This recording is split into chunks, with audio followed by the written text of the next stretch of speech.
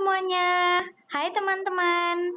Di sini saya akan memperkenalkan nama anggota kelompok kami. Yang pertama, saya sendiri, Nanda Fitrianti. Yang kedua ada Suci Yuni Setiawati. Yang ketiga ada Lucy Kartika. Dan yang keempat ada Melin Susanti. Yang kelima ada Firdayanti. Dan yang terakhir ada Windo Bakti. Kalian pernah nggak sih bingung melihat angka-angka yang banyak banget?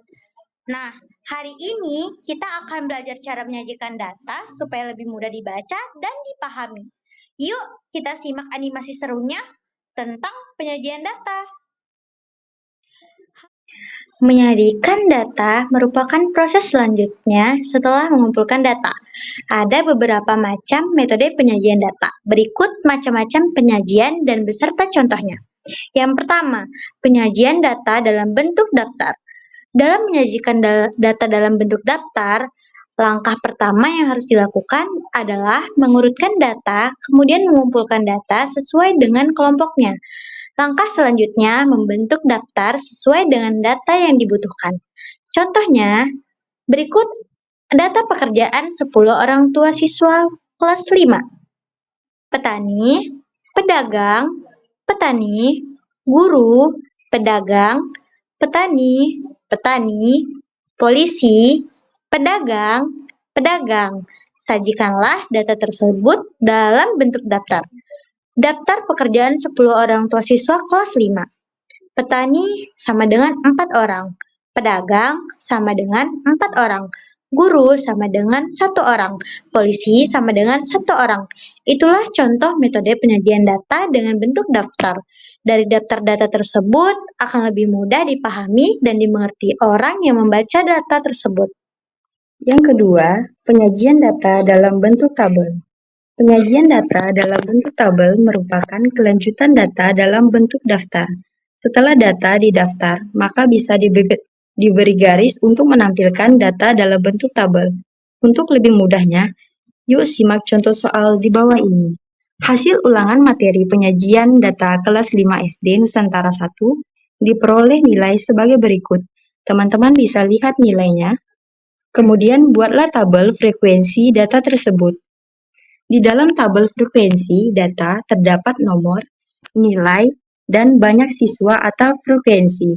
Dari data nilai di atas diperoleh 7 nomor dan 7 nilai yang berbeda.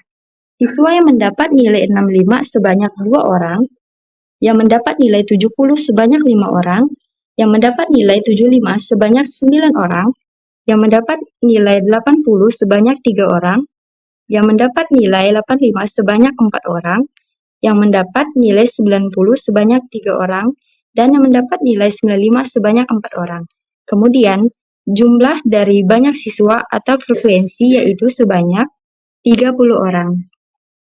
Yang ketiga, penyajian data dalam bentuk diagram gambar. Pitogram. Pitogram merupakan penyajian data yang angka tertentu diganti dengan gambar. Untuk lebih mudahnya, bisa disimak contoh soalnya menyelesaikan di bawah ini.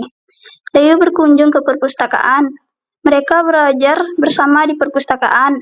Perpustakaan sekolah Dayu menyediakan fasilitas meja dan kursi untuk belajar dan setiap siswa diberi kesempatan untuk meminjam buku di perpustakaan. Berikut data peminjaman buku di perpustakaan.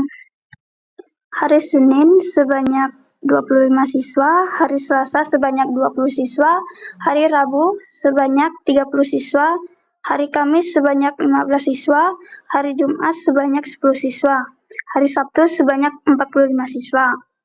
Ubahlah data tersebut dalam bentuk diagram gambar. Data di atas dapat disajikan dalam diagram gambar berikut.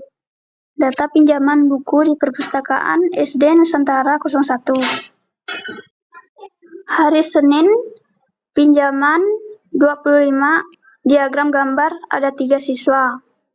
Hari Selasa, pinjam 20, diagram gambar ada 2 siswa. Rabu, pinjam 30, diagram gambar ada 3 siswa. Kamis, pinjam 15, diagram gambar ada 2 siswa. Jumat, pinjam 10, diagram gambar ada 1 siswa. 1 pinjam 45, diagram gambar ada 5 siswa. Yang keempat, penyajian data dalam bentuk diagram batang. Diagram batang merupakan bentuk penyajian data yang paling sering dijumpai. Biasanya sekolah, kantoran, dan beberapa instansi menggunakan diagram batang sebagai salah satu bentuk penyajian data. Dalam menentukan diagram batang, yang harus dilakukan dalam mengelompokkan data atau mengurutkan atau membuat data dalam bentuk daftar.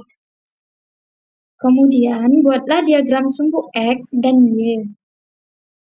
Untuk X berisi data yang disajikan, sedangkan sumbu Y berisi banyak dari data yang disajikan. Contoh soal dan penyelesaian. Siti mencatat profesi semua orang tua siswa kelas 4 SD Nusantara 01. Siti menanya satu persatu profesi orang tua siswa kelas 4 dan diperoleh data sebagai berikut. Pegawai negeri sipil atau PNS sebanyak 8 orang. Petani sebanyak 12 orang. Wira swasta sebanyak 2 orang. TNI sebanyak 5 orang. Guru sebanyak 3 orang. Ubahlah data tersebut dalam diagram batang. Penyelesaian, baiklah, teman-teman bisa melihat diagram batang dari data di atas adalah sebagai berikut. Teman-teman, sekarang kita masuk ke materi berikutnya ya, yaitu penyajian data dalam bentuk diagram garis.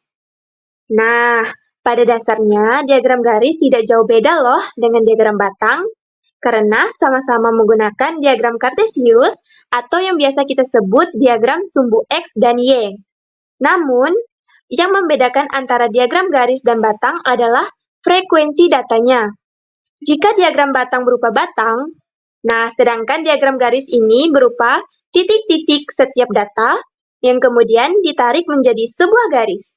Untuk lebih mudahnya, bisa langsung disimak contoh soal di bawah ini. Baiklah teman-teman, sekarang kita masuk ke dalam contoh soal. Tinggi badan Meli juga dicatat secara berkala. Pengukuran berat badan juga untuk memantau perkembangan anak. Meli memiliki catatan tinggi badannya selama 5 tahun, yaitu mulai umur 7 tahun hingga umur 11 tahun. Berdasarkan hasil catatan yang dilakukan secara berkala, maka diperoleh umur 7 tahun, tinggi badan 125 cm, umur 8 tahun, tinggi 135 cm, umur 9 tahun, tinggi 140 cm, umur 10 tahun, tinggi badan 145 cm, dan umur 11 tahun, tinggi badan 150 cm. Perkembangan tinggi badan Meli dapat disajikan dalam diagram garis sebagai berikut. Baiklah teman-teman, sekarang kita masuk ke dalam soal kuis. Kita masuk ke dalam soal pertama. Di dekat rumah Siti, terdapat lembaga pendidikan mulai dari TK, SD, SMP, dan SMA. Banyaknya siswa masing-masing jenjang ditunjukkan pada gambar berikut. Berdasarkan diagram gambar di atas, berapakah banyak siswa masing-masing jenjang? A. Banyak siswa TK adalah, B. Banyak siswa SD adalah, C. Banyak siswa SMP adalah, dan D. Banyak siswa SMA adalah. Soal yang kedua. Hasil ulangan IPA siswa kelas 5 adalah sebagai berikut. Buatlah diagram gambar dari data nilai siswa di atas.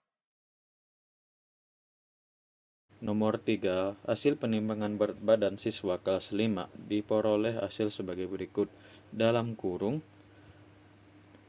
buatlah tabel frekuensi dari data di atas. Ada berapakah siswa yang memiliki berat badan tertinggi? Ada berapa siswa yang memiliki badan paling rendah? Ada berapa siswa yang memiliki berat badan antara 30 dan 40 kilo? Nomor 4. Dayu mencatat hasil penjualan buku di koperasi sekolah selama 6 hari. Hasil Senin terjual 64 buku. Hasil Selasa terjual 36 buku. Hari Rabu terjual 45 buku. hari Kamis terjual 40 buku, hari Jumat terjual 60 buku, dan hari Sabtu terjual 30 buku. Pertanyaannya, A. Buatlah tabel frekuensi data tersebut. B. Hari apakah penjualan buku terbanyak? C. Hari apakah penjualan buku paling sedikit?